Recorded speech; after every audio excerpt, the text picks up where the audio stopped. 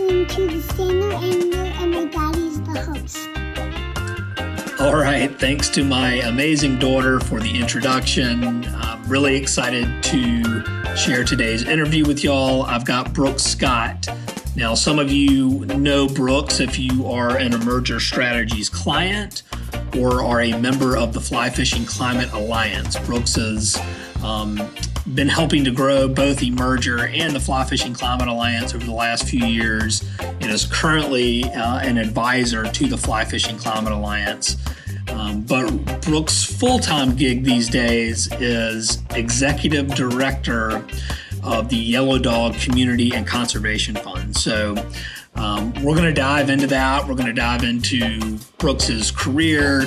We're going to talk about some environmental threats to our fisheries, and we're mainly going to talk about all the amazing work that YDCCF is doing. And before we dive into the interview, I did just really quickly want to say that you can visit thesustainableangler.com to find weekly blog posts, all previous episodes, and merchandise. Also, really excited that this year we've partnered up with Ohm Radio 96.3 FM, which is Charleston's only community-supported radio station, and the Sustainable Angler is airing every Saturday at 2 p.m. So just another place to catch the Sustainable Angler. And if you like what you're hearing, please leave a rating and review on iTunes. Helps us to spread our message. So anyway, thanks for tuning in and hope you enjoyed the interview. Support for the Sustainable Angler podcast comes from Emerger Strategies.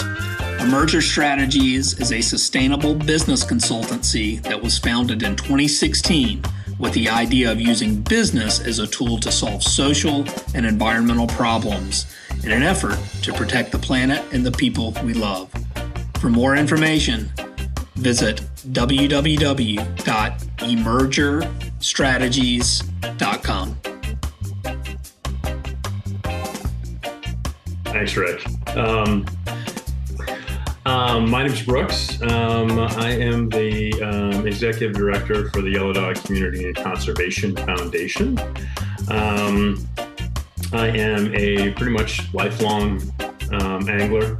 Started fly fishing when I was in my late teens, early 20s. As an escape from my prior life, which was cooking professionally. I parlayed my love of fly fishing into a career, working at a fly shop and then moving on to work for the clothing company Patagonia, where I was for about 17 years until the pandemic. And that shook everything up for a lot of folks, including myself. During that time frame, I had been following you, Rick, for quite a while, and the work that you were doing at Emerger and the Fly Fishing Climate Alliance. And I reached out to you in the summer of 2020 and said, hey, if you're ever looking for help, I would be interested in giving you a hand trying to make something, blow up here. So we ended up actually reconnecting after my wife and I decided to relocate. I'm native Chicagoan, born and raised in the city. We lived there, raised our son there, and then moved to Montana, like a lot of other people, curiously, during the pandemic. Right. Obviously, a place that I love as an angler, and it was time for us for a change. So we moved to Montana, and I was there for maybe a month before I got a phone call from you and said you're ready to try some stuff out. So we dove in together, building out a little bit more of the Fly Fishing Climate Alliance, and it's been great to work alongside you and do that work and create a little more impact in the fishing industry, which is something that's near and dear to my heart. So that kind of brings us up to speed. Feel free to add color and commentary, Rick. Yeah. Well, no, I mean, it's funny because so Brooks and I have been working closely together for 2.5, 3 years on at Emerger Strategies and also Fly Fishing Climate Alliance, and I was super stoked to hear about you joining up with YDCCF, Yellow Dog Community and Conservation Fund, because for a few reasons. One, it's like, to me, it's right up your alley, right? This is Brooks is a big impacts person from my experience working with them, and this provides a platform for him to do what he does best. And secondly, I love to travel. Any chance I get, I'm looking for new experiences and new species of fish and all. And I mean, who doesn't, right? But what I really like about, aside from all the work we've done together, but this particularly with YDCCF, is the work that it does within communities of places that I've had the opportunity to travel and fish. And so without,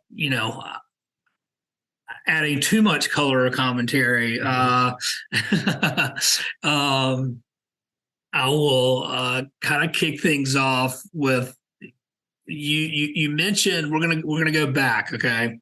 You gave the 30,000-foot view. Yes. Professional cook. Mm-hmm. Okay. Yes. This is a little random, but favorite meal to cook? Oh, I love this question. Okay, so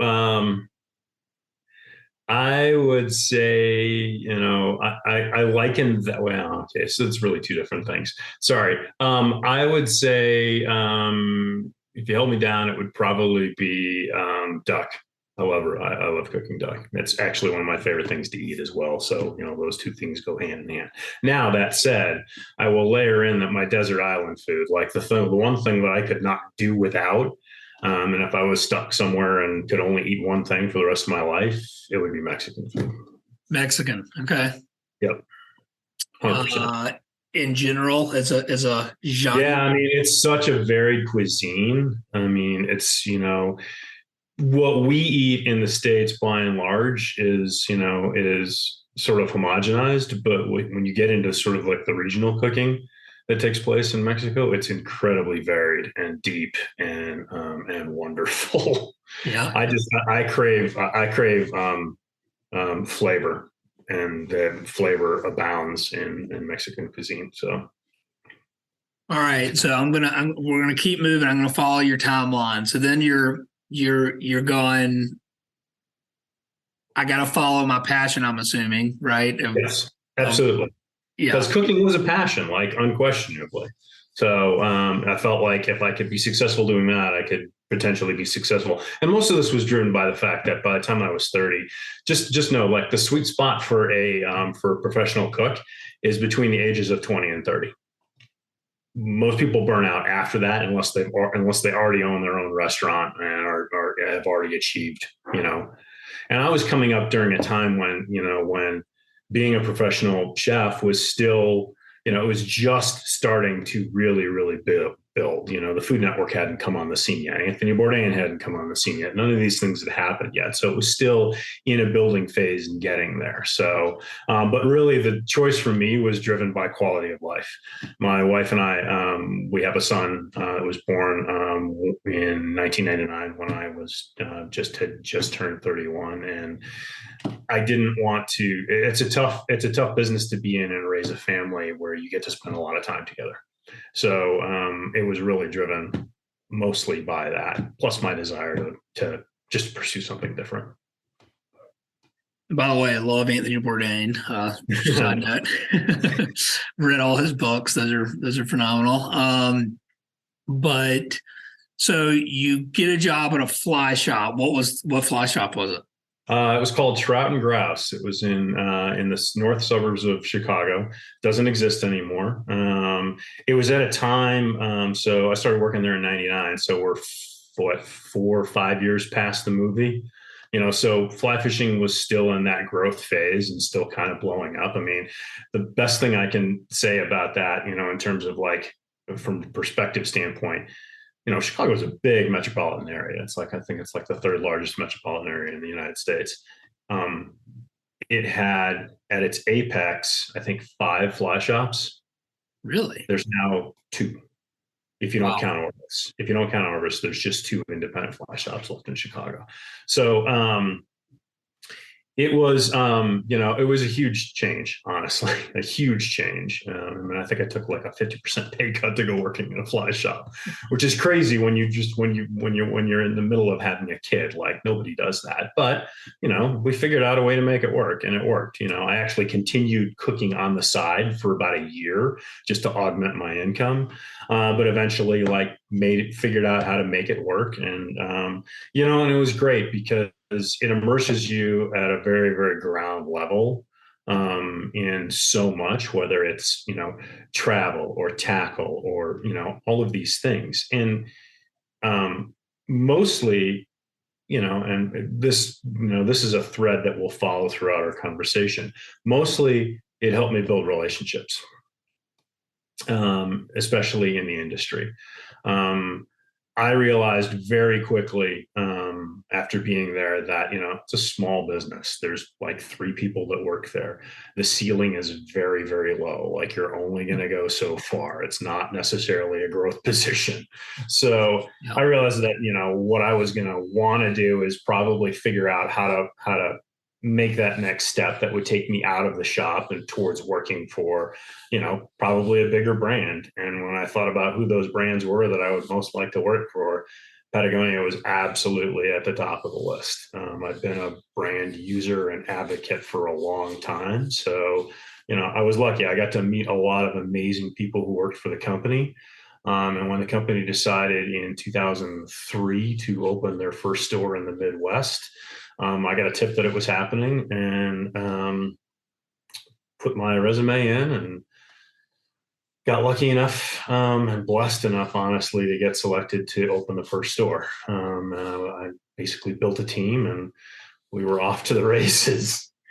And I ran their first store in Chicago for about 4.5 years, and then moved into a district manager position on the retail side, so direct to consumer. I ran stores basically, and did that for pretty much the rest of my career at Patagonia for the next another 12 years or so, and ran stores from DC to Montana over the course of that time period. And what was it that drew you to? I think I know the answer, but I would rather you hear Sure. it. But what was it that drew you to Patagonia in particular? Mission, 100%, unquestionably. Like it's such a unique and different way to run a business. And, I had an outsider's view, obviously, and I got to get on the inside and learn a lot about how and why it exists. And it's really the reason Patagonia is so successful is because they're relentlessly consistent with their message. They are who they are and who they have been ever since they were founded. And that's totally authentic, right? Yeah, completely authentic. I mean, they are. It's Yvonne and Melinda's company. It is who they are. And the people that go to work there, that's the other sort of magic to it, is the people that go to work there, they're universally connected almost at a DNA level with this belief in the work that they do. You could be doing anything. You could be folding fleece in a shop. You could be a data analyst in Ventura, and you have a very deep understanding of how the work that you do connects to the mission of the company and makes a difference. And that's when you can have that engaged of a workforce, you're gonna achieve the things that they've achieved, honestly. Yeah, and that's one of the somewhat of an aside, but it's true with emergent strategies, and one of the things that I've heard from clients is that when you start to execute purpose, mission at that level, and in this particular case, it has to do with saving the planet, right? But Yeah. you attract and retain talent in a way that most companies, how much are they spending on turnover? And you just don't see that in companies that are as authentic as Patagonia is, and pretty cool Their to biggest see. problem, yeah, their biggest problem is how to filter through all the talent that's applying for every job that they have. Right. The best problem to have. Yep. Yep. All right. So you're Patagonia for 16 years. That's Yep. an oversight to just say Patagonia for 16 years. That's a career in and of itself. It felt like it, that's for sure. Yeah, right. Yep. But you grow with them. You become a district manager overseeing stores.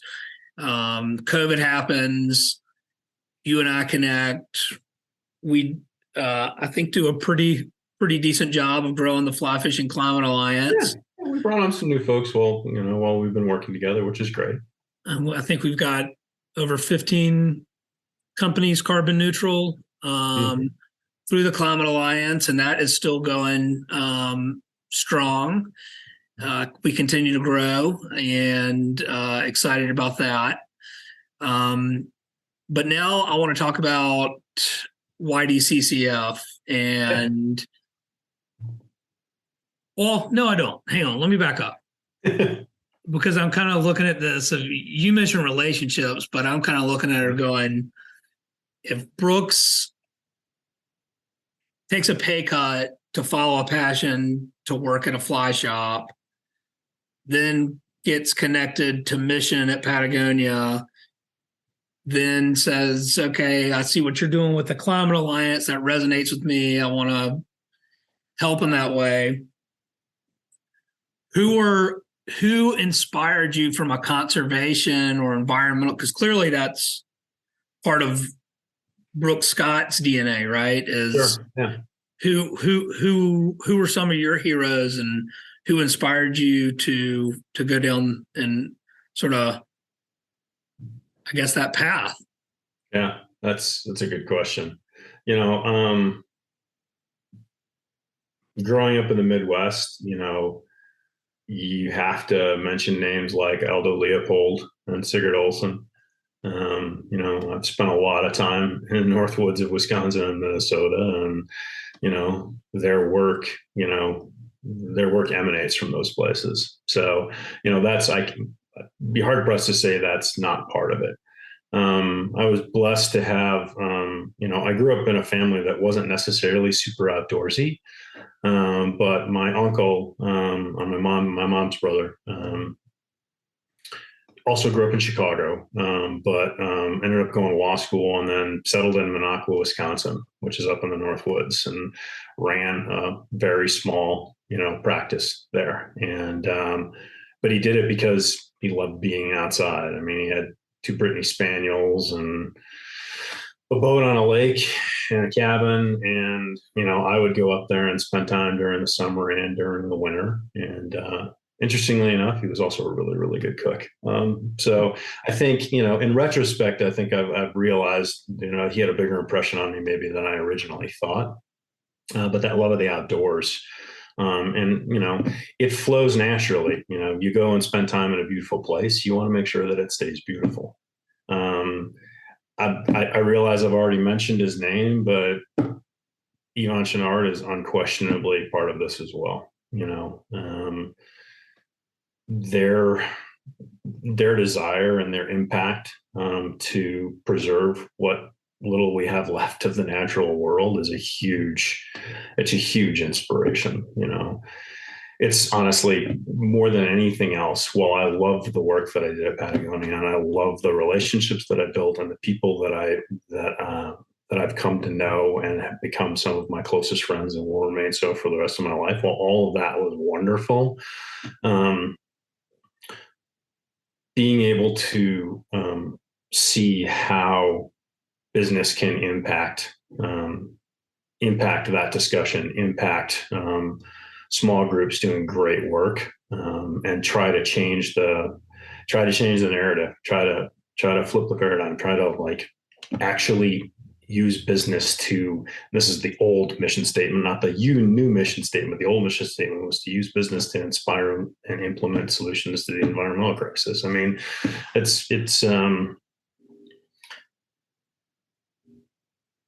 it gave this extra layer of purpose to the work that I was doing. And it's absolutely what kept me there for that period of time. Yeah. And honestly, like you said, it's what made me more than likely reach out to you as a result. Right. I believed in the work that you were doing, and I thought that what you were trying to do and what we're still trying to do, is the future. Honestly, it's how we're going to actually solve this huge crisis that we're in. Well, I mean, so let's talk about that then. The crisis that we're in. I mean, there's a number of, depending on how you slice it, it's almost a death by 1,000 cuts. But threats to our planet, threats to our fisheries. I mean, it's a little bit of you could go down 100 different paths, but yeah. In my opinion, the overarching threat is climate change, right? Because it's changing migratory patterns, it's changing snowpack, it's sea level rise, it's all these extreme events that it's bringing on. And the craziest part about it to me is that it's fixable today. I mean, at least the solutions exist, right? Yeah. And so, anyway, let's talk climate for a minute, and then we'll keep on moving. But what was your thought when it was like when we were first kind of hooking up and starting to work together? What was it? What were maybe some of the things you learned through that experience, maybe of working with businesses on climate action?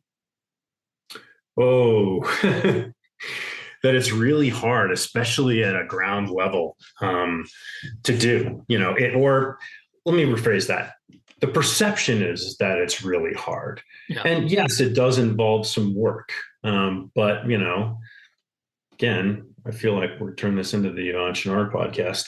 Because I'm going to use a quote, and that's one of my favorite quotes of his. Living and examining life is a pain in the ass. Right. And it's true.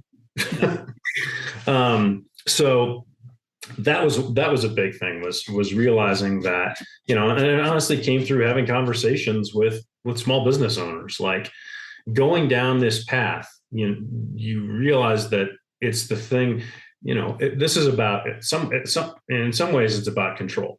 A small business owner can only control so much. So there has to be a desire for them to want to pursue this work. And, for the ones that get there, that actually achieve, neutrality or net zero or realize a great reduction in the footprint of their business, is because they believe that it's their responsibility to do whatever they can do. Right. So it's trying to, part of that initial conversation a lot of times is trying to understand how they got to that point, like why they believe that this is something they need to work on. Or it's our job to convince them why they need to believe that it's something to work on. Right. There's always that end of the proposition as well. I mean, that one usually comes down to, as if you're a fly shop owner or a business or a tackle manufacturer or a lodge owner, all of those people have the same thing in common. Their business relies on a healthy environment. Right. No fish, no fishermen, no anglers, no business. So making that argument actually gets relatively easy, but it's also, if you go down to like the granular, to the fly shop level, it's trying to help them understand what it is that they need to do and what they're capable of doing, and, it's, it can be, it can be daunting to think about, oh my God, am I going to open this Pandora's box of things? And what am I actually going to discover as a result of this? And that's why I think that's one of the reasons why we've been successful in the work that we've done, is because, we help allay those fears. We're the people that can sit down and talk you through it, because we understand your perspective. We understand where you're coming from. We understand what your fears are, and we understand how to help you navigate through that process. So, and the process itself, interestingly enough, other than a few little things, isn't crazy challenging. It's really not. It's very simple, and people have heard this ad nauseum from you, which is, you can't, you got to measure it first. That's where you got to start.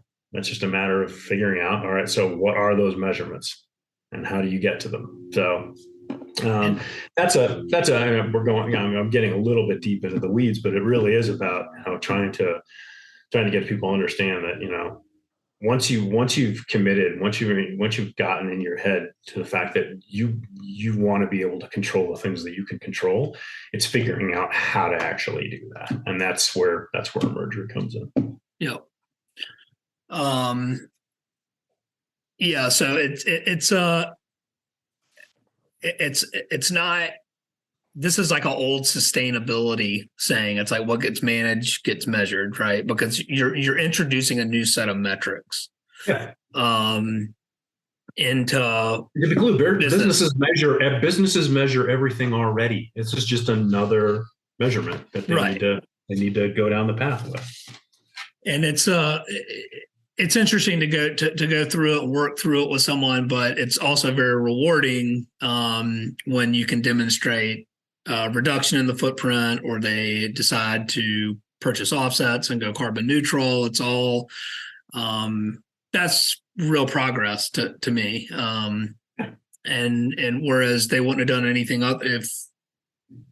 if you didn't interject, they would have done nothing to begin with. So you could argue that they're taking small steps, but they could have huge impact, which sort of leads me to my next round of questions in terms of Yellow Dog Community and Conservation Fund and its impact. I've been following YDCCF, and I'll let you could obviously speak more elaborately about this than I can, but it was created not all that long ago, I feel like. Yeah, we're a pretty young organization, and that's a good sort of segue for me to sort of talk about a little bit about YDCCF, because I'm sure there's a bunch of people that may not know, who we are and what we do. So YDCCF was put together in 2016 by Jim Klug and Ian Davis, who are the principal owners of Yellow Dog Fly Fishing, which is based in Bozeman. For those of you who may not know who Yellow Dog is, how you don't, I'm not quite sure, because if you're in any fishing magazine or in the fishing sphere, we seem to be everywhere. And amazing films, by the way. When I was first getting into fly fishing, those films were mind blowing. So anyway, sorry to interrupt, but yeah. No, that's great. So Yellow Dog is the pretty much the nation's largest adventure fly fishing travel company. Represent something like 240 destinations around the world. Wow. YDCCF was created basically to be Yellow Dog's way of giving back to the communities that they send anglers. It actually started very innocuously on a trip in 2016. They had already, both Jim and Ian already knew that, part of what they wanted to be able to do was to give back. They just hadn't necessarily figured out the mechanism to do so. But Ian was down on a trip with a couple of other anglers in Punta Allen on the Yucatan Peninsula in Mexico. And they just had an experience down there that, made them realize that, hey, we could potentially turn this into something. Basically what happened was they were on a tour. They went to a local school. And one of the guests it was a hosted trip that Ian was leading. One of the guests had their kids with them, and the kids went to use the bathroom, and the bathrooms didn't work. So Ian asked, they asked one of the lodge managers there, hey, what's going on there? And he was like, oh, they haven't worked in years. And Ian was like, well, that's kind of crazy. And they went back that night, back to the lodge, and they auctioned off all of their gear to the guests to raise money. And then they gave that money to the community to fix the bathrooms. That's unbelievable. It's simple. Yeah, it's simple, but it's simple when you think about it. Yeah.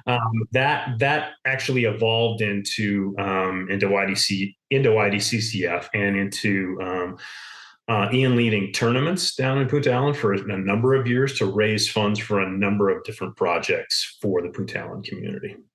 So if you've been to Punta Allen, or if you ever go, you will see a lot of our impact.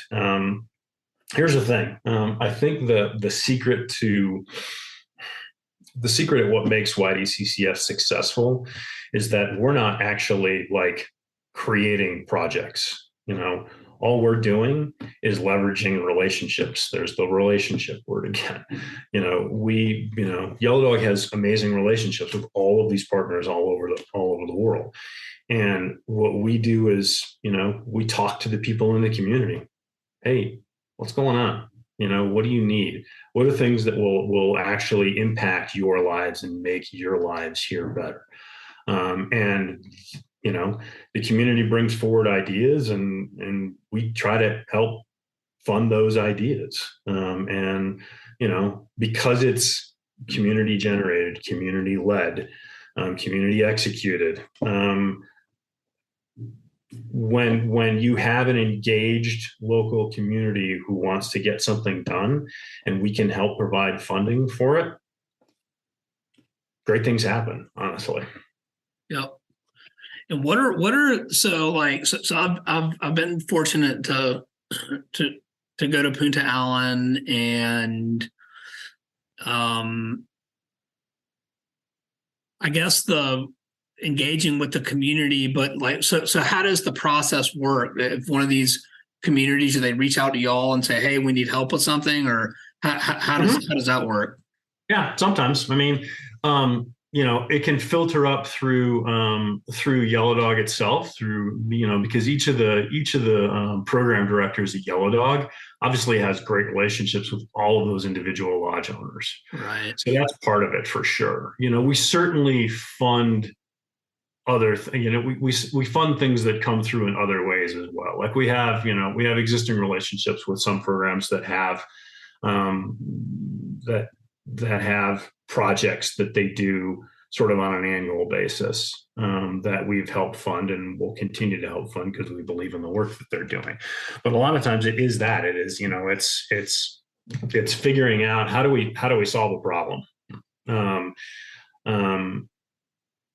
And because we have that on the ground existing relationship with those launch programs, they're the ones who are going to know what the needs are. I'll give you an example. So the project that we just completed, the community just completed last November in Punta Allen. Sorry to stay there, but it's one of the places where we've had the most impact. Was a teacher's dormitory. That came out, honestly, out of a need that the community realized because teachers have to travel a really long way to get to Punta Allen. Punta Allen's actually hard to get to. You have to fly, if you're a traveling angler, you fly into Cancun, you get on a van, you drive down through Tulum, and depending on where you're going, you drive all the rest of the way to Punta Allen, which is a long drive over a really crappy road. Yep. Or you stop at the south end of Tulum right after you enter the biosphere, and you get on a boat and you go the rest of the way by boat, just because nobody wants to drive the road if they don't have to. So if you think about it, like the teachers, most of the teachers have to come from at least as far as Tulum. And they're not going to do that, obviously, on a daily basis. So they have to come and they have to stay in the community. Now, the problem is that the community didn't really have a great way of housing them. The old teachers' quarters, honestly, were like a tent house with hammocks and no running water, and it's just it's a tropical environment. It's not great. So they realized that the key to getting quality educators down there to stay was to build housing that was adequate. So we, along with a number of other, other organizations and donors, helped put together enough money to get that process off the ground this was 2019. It took a while, obviously, because of the pandemic as well. It took longer because of that. But now, since that facility was completed late last year, they now have gotten more applications to be a teacher in Punta Ellen than they've ever seen. And they have their, to put it the way one of the lodge owners put it to me, is like they have their choice of people. And as a result, those people are going to want to come, they're going to want to stay, and they're going to want to come back. And that continuity, both of the sort of being able to choose from a wider array of applicants and being able to retain them for a longer period of time, that continuity is going to result in a better education for the kids in the community. So that's awesome, first and foremost. But my head went with this and thinking about it, which is impact that may not ever be able to be measured. But if you look at, I don't know, Project Drawdown, when it was like 100 climate solutions they came up with, yeah. I think one of the top 5, and maybe even number 1, was educating girls. And you think about like how many problems that simple act of building a dorm solves that are beyond measure, right? Yeah. It's pretty incredible. I mean, that's doing the world some good in a really great way. So anyway, I love that. And tell me about, I know you were down in the Bahamas recently, right? Was, yeah, in February. What project is happening down there? So we actually have a number of things going on in the Bahamas, but the thing I went down there for was it's sort of it's sort of a duplication of what we did in Punta Ellen in a lot of ways. We've wanted to, I'll go back a little bit. Hurricane Dorian happened in 2019. It wiped out, honestly, the northern islands in the Bahamas, specifically the east end of Grand Bahama and the north end of Abaco. That storm basically parked itself over those two spots for like days on end. And the fly fishing community rallied during this, and YDCCF we were the nonprofit of choice for the fly fishing community. Basically, we set up a donations page. It was called Double Haul for Dorian. We raised, we helped raise a lot of money, and part of my job, honestly, is making sure that money makes it into the right places. Because keep in mind, we raised all of that money in 2019, and then the pandemic hit in 2020. So things shut down, and it got really hard to actually put that money to work. We've had some successes in doing so. So the Bahamas is always going to be a sort of area of concern for us, not only because of Dorian, but because, it's a amazing country, a wonderful travel destination, and it's going to be impacted continually by storms and by sea level rise and climate change and all of these things. So it needs it's going to need constant attention. Um, so we went down in February to start up a new tournament series, to take the model that we created in Punta Ellen and bring it to the Bahamas. And the idea there is we're going to raise funds doing tournaments in specific places for specific projects. So the first one, and it'll be a recurring thing until we get the project done. So the first one was at Swains Cay Lodge, which is on Mangrove Key, which is in the middle of Andros. And they have been in the process for the last 2 or 3 years of building a new community park. The kids basically kids and adults really don't have anywhere to go to work out, to run. Running is a huge thing in the Bahamas, by the way. Play basketball, tennis, all of these things. So they have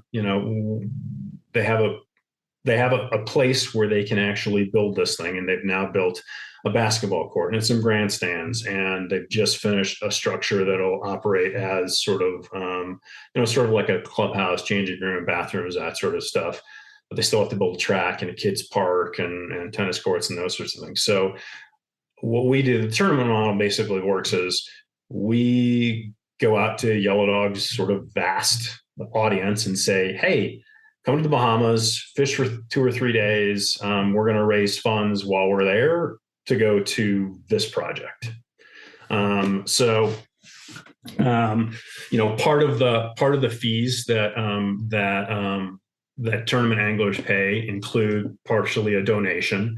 We go out to our partners and solicit donations, both cash and prizes for an auction that we run during the actual tournament. And we go, we fish. In this case, we went and had the community through a great sort of party to celebrate their accomplishments thus far, as well as to continue to fundraise. It was the fishing was fun and challenging, and dealing with all the things you normally deal with in a saltwater environment, whether it be wind or tide or this, that, or the other. And the anglers had a great time, and we raised a good amount of money for the project, and we're just going to continue to execute this. We're going to do another one next year at Mangrove Key, and then we're going to do a new one. The second one in the series is going to be at East End Lodge, which is on Grand Bahama. And that's going to go towards the East End Dorian Relief Fund, which is set up by Rob Neher, who runs East End Lodge. And what he's trying to do is, McLeanstown is a small town just adjacent to where East End Lodge is, and it was wiped out. Their goal there is honestly to bring people back into the community, and the way to do that is honestly help them rebuild their homes, honestly. So that's what that one's going to be. That'll happen, I think, June of 2024, I think, is what we're planning for. Nice. And what I like about that model is if you go, fish in that tournament, where your donations going to a specific project. And that, to me, like, just on a personal level, that's kind of rewarding, where it's like, if I had a connection to a place or to a lodge, and it's like, having fished in the Bahamas a few times, and you get to know the guides and the community, and it makes it more personal and very much like, hey, I'm helping my friends, versus like, hey, I'm writing a check to some like foundation, and I guess they're going to distribute it. It's like, no, I'm going to help some people that I care about and I know about, and place that I care about. That's honestly, it's one of what you're talking about is sort of, I think, one of the sort of our core our core pieces at YDCCF is, you know, anytime I've taken a trip anywhere, a big part of what I take away is the people that I meet and what that place is like. And you go to these amazing places and you have great experiences, and the fishing is great, but at the end of the day, it's really about the connection that you make with the people in the place. Yeah. And leaning into that and letting anglers know, hey, as traveling anglers, it's great that we're privileged and blessed to be able to go to these places. But there is a little piece of responsibility as well towards keeping them and making sure that those places stay resilient and vibrant and are wonderful communities for the people that live there. Because part of that experience that you have is tied to that. Absolutely. Like you can't, there's no argument there. Like if you have an amazing experience, that didn't happen by accident. Right. Yeah. And especially, thinking about Punta Allen, I mean, this is all over the world, but I mean, just from my own personal experiences in the Bahamas and Punta Allen, I mean, those communities are in many ways are built around the guiding community and that lodge and what they've built and how well they know their own fishery and what it brings, and the understanding that they know that their children will have better lives because of what they're doing. And it's a really special in many places. The sort of lodge experience is not just a fly in, catch my fish, fly out deal. It is a true experience. Yeah. There's an immersion that happens for sure. Yeah. Yeah. Well, what else? How can people just like every angler decide I want to make a donation, or how does that work? How do people support YDCCF? A whole bunch of different ways. The part of the beauty of the relationship that YDCCF has with Yellow Dog. Keep in mind, we're two separate things. Like YDCCF is a separate 501c3 registered nonprofit foundation. But we get some of our funding from Yellow Dog, and that happens because Jim and Ian are committed towards, the foundation and its goals. So it's great because literally every time you book a trip with Yellow Dog, a portion of that money ends up back with the foundation. It's honestly the only travel company that has that arrangement set up. So every trip booked basically generates a small amount of money going towards the foundation.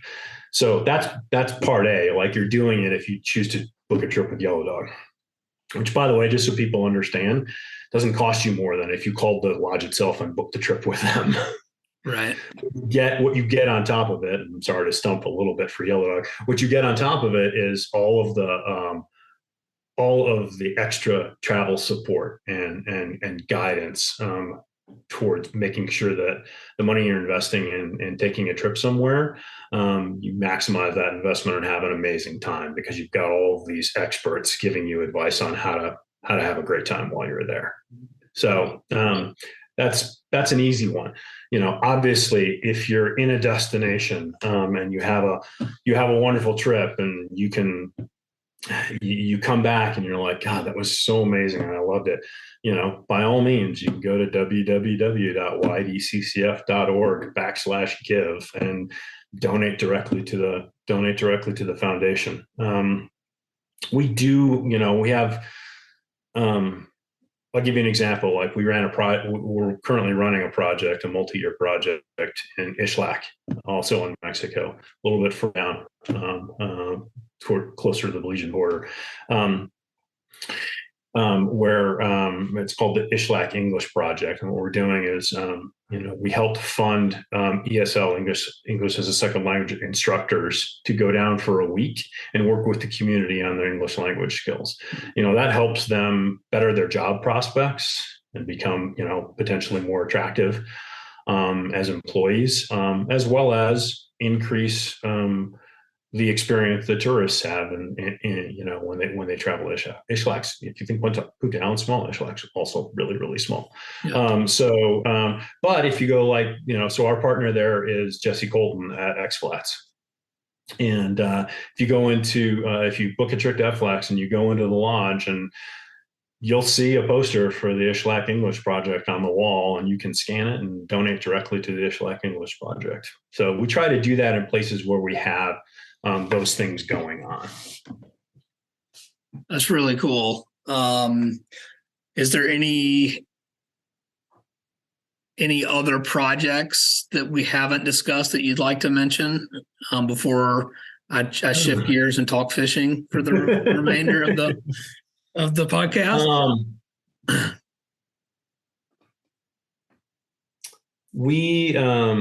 Let's see. I think I'd be remiss not to talk about the work that we did in Belize. It happened honestly before my time coming on board as ED. But in 2017, 2018, into 2019, we helped as part of a consortium of interests, which was called the Coalition for Sustainable Fisheries. We helped push the Belizean government towards instituting a countrywide gillnet ban, which really was about sustaining the flats fishery in Belize, which is a huge source of tourist income for the country.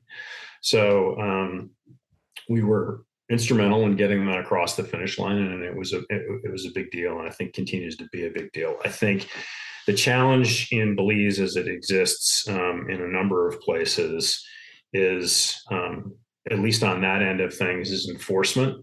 That's a tough one to figure out because there just isn't there aren't a lot of resources available to make sure that ban stays enforced.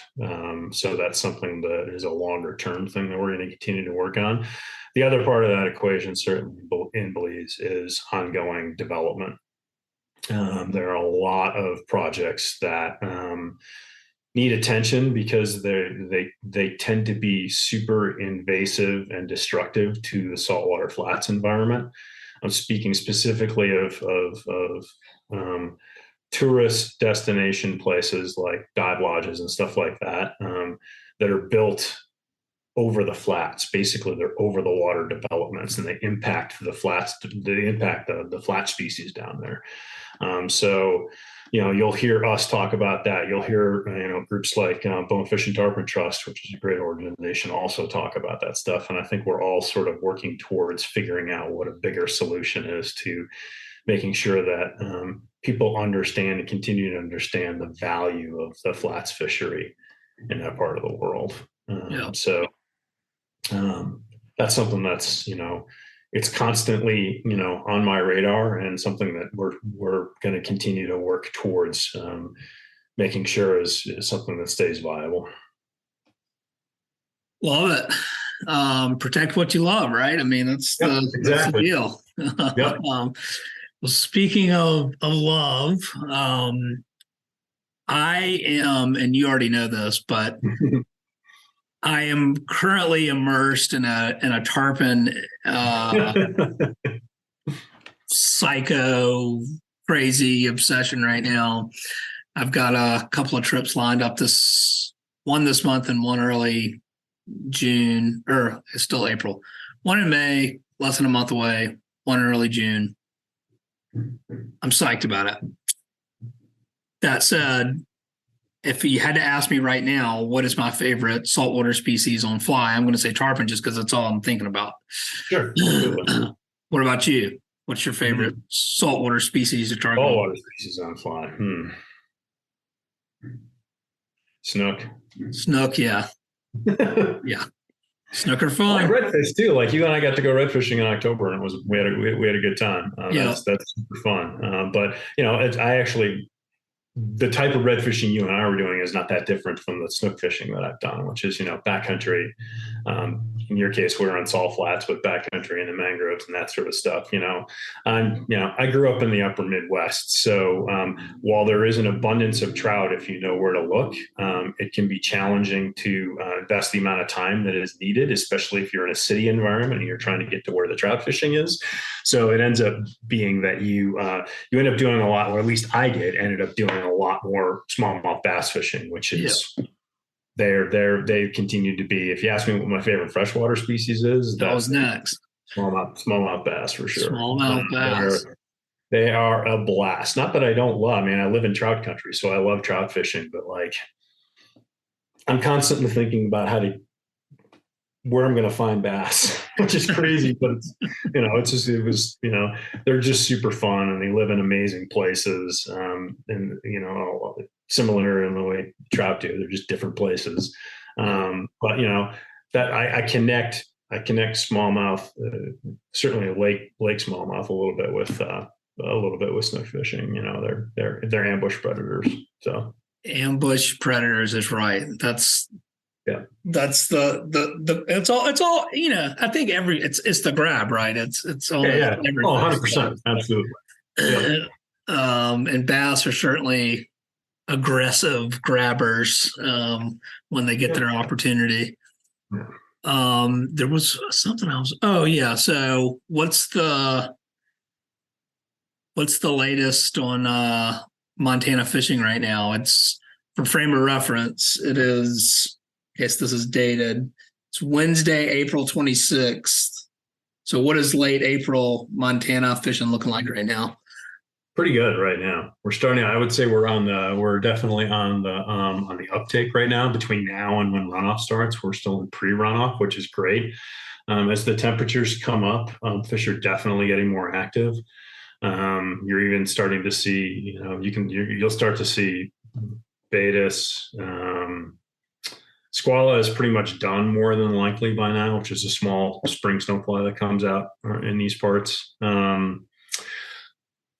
March browns, a lot of midges are crazy now. It's insane. The midge hatches are off the charts right now. So that'll continue honestly until the bulk of runoff happens. And this year's going to be a crapshoot because the snowpack was just so amazing. It was a good year for snowpack, which is great. I mean, the hope obviously is that we get a long, slow warm up that gradually will allow that water to seep in over time and pulse up those groundwater flows so that we don't run into hoot owl, in 2 years ago. It started in May, but last year was pretty good. We had a little bit too much of a quick runoff last year, as you may remember, especially in my neck of the woods. Yeah. I live in Livingston, so the Yellowstone's, in my backyard. But long, slow runoff means good flows late season, which is obviously great for the fish and has the nice sort of side benefit of helping to keep the wildfire season at bay. Yep. All right. Last question. You got deserted somehow, some way in the Montana backcountry. And the only prospect of anything to eat is catching a trout. You have one fly. What is it? Oh, that's a really good question.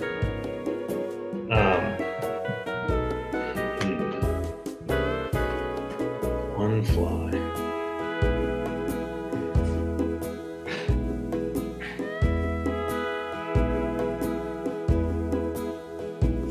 I'm going to say Pat's rubber legs. A Pat's what? Pat's rubber legs. Oh, rubber legs. Yeah. No. It's a small, stonefly imitation with, basically it looks like a woolly worm. Rubber legs. Yep. It's not anything super fancy, but it'll, you're going to catch an eating size fish with it more than likely. All right. That's it. That's Brooks's recommendation. Make sure you have some of those in your fly box. go support a fly shop and pick some of those up, and support YDCCF in any way that you can, whether it's booking a trip through Yellow Dog or making a direct donation.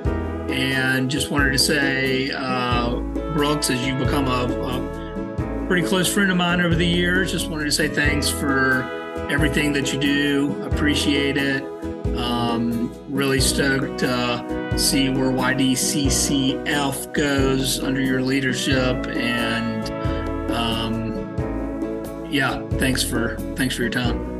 Thanks, Rick. I loved it. Loved getting a chance to talk, and thanks for being such a great partner over the years. Yeah, man. All right. Special thanks to Brooks Scott for taking the time to do an interview.